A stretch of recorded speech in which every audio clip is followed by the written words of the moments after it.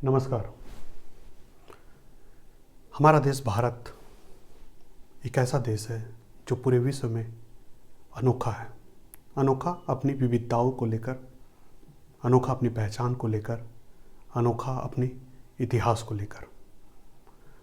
भारत का इतिहास कुछ ऐसा रहा है कि सदियों से यहाँ ऐसे ऐसे ऋषि मुनि महात्मा जन्म लिए हैं जिन्होंने न सिर्फ पूरे विश्व को रास्ता दिखाया बल्कि नए सिरे से पूरे समाज को परिभाषित भी किया। आज हम ऐसे ही एक शख्सियत की बात करने जा रहे हैं जिनका नाम गौतम बुद्ध है। बिल्कुल, गौतम बुद्ध। गौतम बुद्ध का जब जन्म हुआ था, नेपाल में इनका जन्म हुआ था, राजशाही परिवार में हुआ था।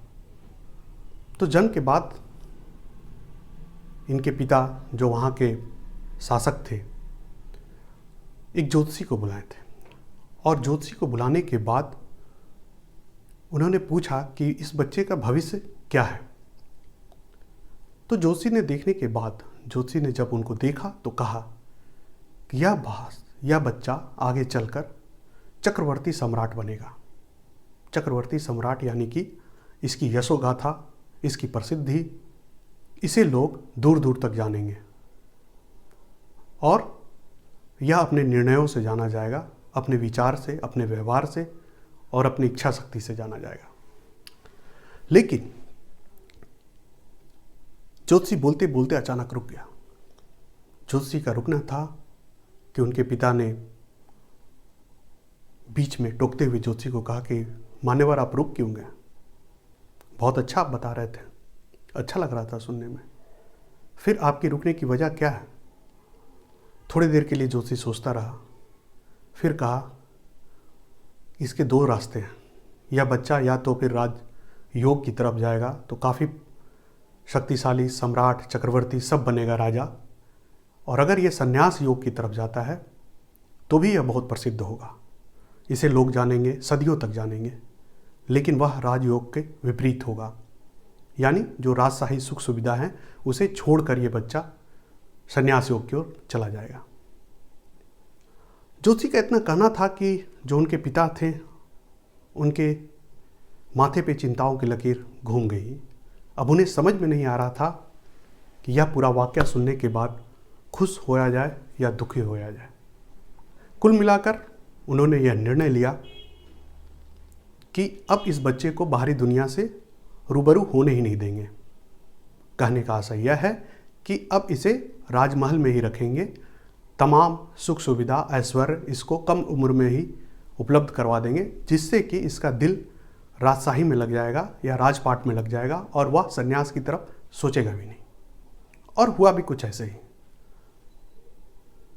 बुद्ध को बहुत दिन तक राजमहल में रखा गया, कम उम्र में उनकी शादी भी कर दी गई, उनके बच्चे भी हुए और वह जीवन यापन करने लगे एक राजकुमार की तरह। लेकिन जब उनके पिता को लगा कि समय आ गया है, अब जो अपनी गद्दी है इनको सौंपना है, और उन्हें एक तरह से आश्वस्त भी हो गए थे कि अब यह राजपाट से विमुख नहीं होगा। काफ़ी समय तक यह यहाँ रह चुका है या काफ़ी समय तक यह इन सब कामों में संलग्न है, और उनके पिता उनके फैसलों से भी प्रभावित होते थे जो यदा कदा उनके पिता उनसे मांगा करते थे किसी गंभीर मसले पर। तो उन्होंने एक बार सारथी को बुलाया और कहा कि बुद्ध को राजमहल के बाहर थोड़ा गांव में, थोड़ा आसपास के क्षेत्रों में घुमा के ले आओ और हकीकत थोड़ा दिखाओ, ताकि ये जब राजा बने तो जाने कि हम किन लोगों पर शासन कर रहे हैं या किन क्षेत्रों पर हमारा शासन अध्यक्ष है या किन क्षेत्रों पर हमारा शासन है। इतना होना था और वह सारथी बुद्ध को रथ पर बैठाकर बाहर निकला। पहली बार हुआ कि बुद्ध पूरे राजमहल के जो बहुत बड़ा क्षेत्रफल में राजमहल था उसे छोड़कर बाहर गए थे। बाहर जाने के बाद पहला व्यक्ति जिसका दर्शन बुद्ध ने किया वह एक वृद्ध व्यक्ति था, शरीर से झुका हुआ, लाठियों के सहारे चल रहा था। तो बुद्ध से रहा ना गया और उन्होंने अपने सारथी से पूछा कि यह कौन है और ऐसी दुर्दशा इसकी क्यों है। सारथी ने उत्तर दिया, हे राजकुमार, यह वृद्ध आदमी है और वृद्धावस्था में अक्सर लोग झुक जाते हैं, बाल सफ़ेद हो जाते हैं और लाठियों के सहारे लोग चलते हैं और ये सबके जीवन में आता है। तो बुद्ध के मन में आया कि भाई फिर भी बुद्ध शांत रहे, कहें कि अच्छा, उन्हें पहले नहीं पता था, राजमहल में कोई वृद्ध उनको नहीं दिखा होगा या उस रूप में नहीं देखे, उस तरह से कपड़ों में या उस तरह से झुके हुए। फिर आगे बढ़ते बढ़ते देखे कि एक आदमी विलाप कर रहा है, रो रहा है और काफ़ी विलाप की अवस्था में। फिर बुद्ध ने सारथी से पूछा, हे सारथी, ये आदमी रो क्यों रहा है या विलाप क्यों कर रहा है?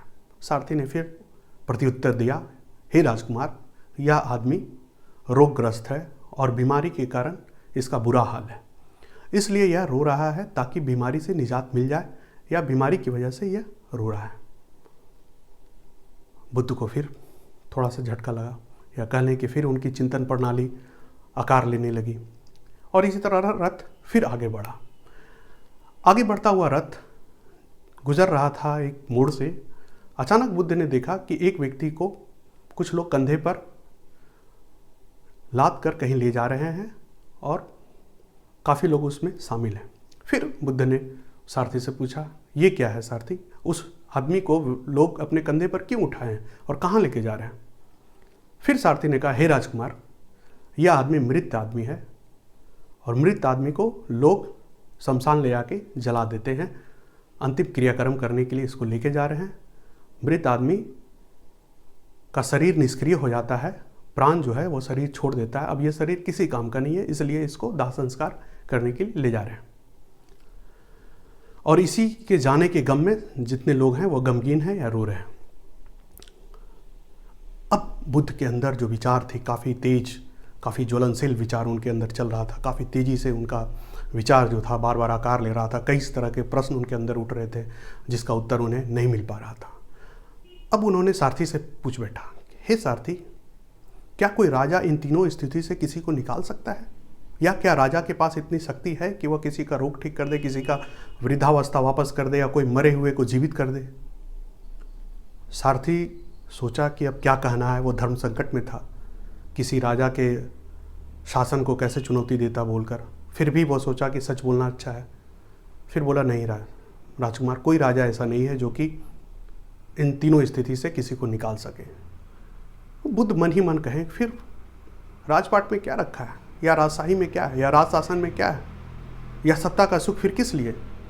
केवल भोग करने के लिए, जब हम जनता की भलाई नहीं कर सकते या जनता के दुखों को नहीं हर सकते। और इस पीड़ा से वो गुजर रहे थे। गुजरते गुजरते अंत में उन्होंने निर्णय लिया कि अब मैं राजा नहीं बनूंगा और यह जो महल है, यह जो सुख सुविधा है, यह जो पूरा आडंबर है, वो मेरे काम का नहीं। और उन्होंने एक रात अपनी सोती हुई पत्नी, अपने बच्चे को छोड़कर पूरा राजपाट, सुख सुविधा, पूरा वैभव सब छोड़कर संन्यास आश्रम को ग्रहण किया। और इस तरह से वो लंबे समय तक संन्यास आश्रम में रहे और बोध गया जो बिहार में अवस्थित है, वहाँ जाकर उनको जो कहते हैं बुद्धत्व की प्राप्ति हुई। यानी कि जो सबसे उच्च कोटि की ज्ञान है उससे वो रूबरू हुए और कई सारे जो उनके मन में उलझने थी, कई सारे उनके मन में जो शंकाएं थी, उसका उन्होंने उत्तर पाया। और उसके बाद हम जानते हैं कि आज जो बौद्धिज्म है वो कई सारे देश में है, पूरे विश्व में फैला हुआ है। अब सवाल यहाँ आता है जिससे हम लोग, जिसके लिए ये पूरा वीडियो था, कि राजयोग बड़ा या संन्यास योग बड़ा। राजयोग यानी कि व्यक्तिगत सुख सुविधा, एक व्यक्ति का सत्ता, मुट्ठी भर व्यक्तियों का राज और हमेशा उस सत्ता और उस साम्राज्य से चिपके रहने का या उसके खोने का डर। संन्यास योग यानी कि सब कुछ होते हुए भी कुछ ना होने का फक्र और सब कुछ ना होते हुए भी सब कुछ होने का जश्न। जी हाँ, संन्यास योग यानी कि आसक्ति नहीं, हर चीज़ में तटस्थता का गुण। यह ठीक उसी प्रकार है जैसे कि नदी में उफान आया हो और किनारे बैठकर व्यक्ति सब कुछ देख रहा हो। यानी कि संन्यास योग, जो संन्यास योगी है, जो सन्यासी है, वह तमाम चीज़ों की उसकी जो पहुँच है, उसकी इंद्रियां या उसके मन इतना शक्तिशाली होता है, इतना तपा हुआ होता है कि वह हर चीज़ को अपनी कल्पना से प्राप्त कर लेता है और उसे कोई लालच या लोभ या मोह या माया छू भी नहीं पाती है या दूर दूर से देखती है। राजयोग प्राप्त करने वाला संन्यास योग नहीं प्राप्त कर पाता, मुश्किल है उसके लिए। लेकिन संन्यास योग प्राप्त करने वाला राजयोग को आराम से प्राप्त कर लेता है, क्योंकि उसे सब चीज़ की ज्ञान हो जाती है कि एक सत्ता क्या होती है, शक्ति क्या होती है, जनता क्या होता है, उस पर शासन क्या होता है, और एक सत्तावान आदमी कैसे लाचार भी होता है, कैसे आम आदमी भी होता है, ये भी उसे पता होता है।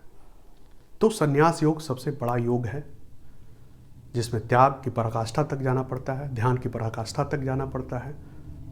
लेकिन आप एक बार इसको प्राप्त करते हैं, फिर कोई भी ज्ञान, कोई भी अंधकार, कोई भी अज्ञान आपके जानने में या आपके अनुभूति में बाधक नहीं बनता है। आपको तमाम अनुभूतियाँ आपके स्मरण मात्र या सोचने मात्र से आपको मिल जाती हैं।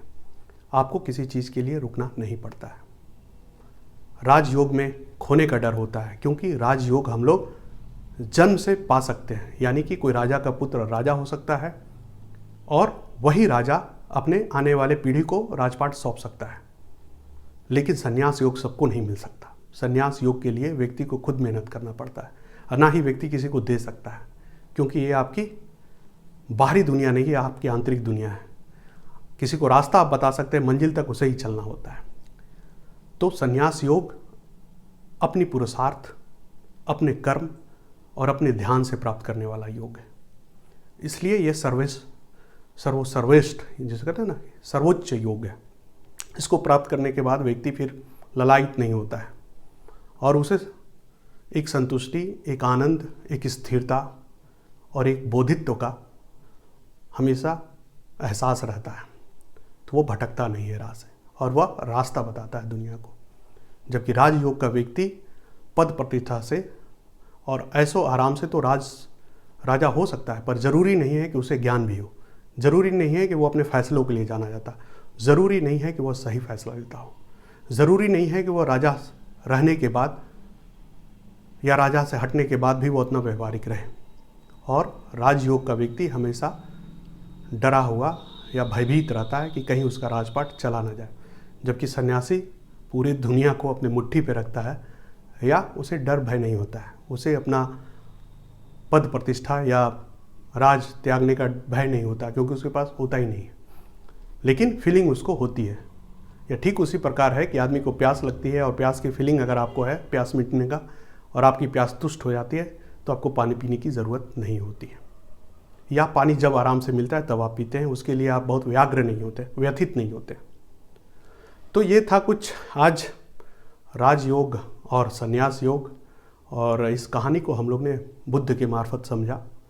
और आज हम लोग देखते हैं कि भगवान बुद्ध जो हैं, भगवान कहना ठीक नहीं है, लेकिन भगवान बुद्ध आज कितना व्यवहारिक और कितना लोकप्रिय हैं, और बौद्धिज्म कितना फैला हुआ है। और यह भारत की मिट्टी से उपजा हुआ धर्म है। भारत में भी बिहार के बोधगया में, या बिहार से हम कह लें, उपजा हुआ धर्म है। तो इन सब बातों के साथ ही फिर आज विदाई लेते हैं। फिर मिलेंगे अगली प्रस्तुति के साथ। धन्यवाद।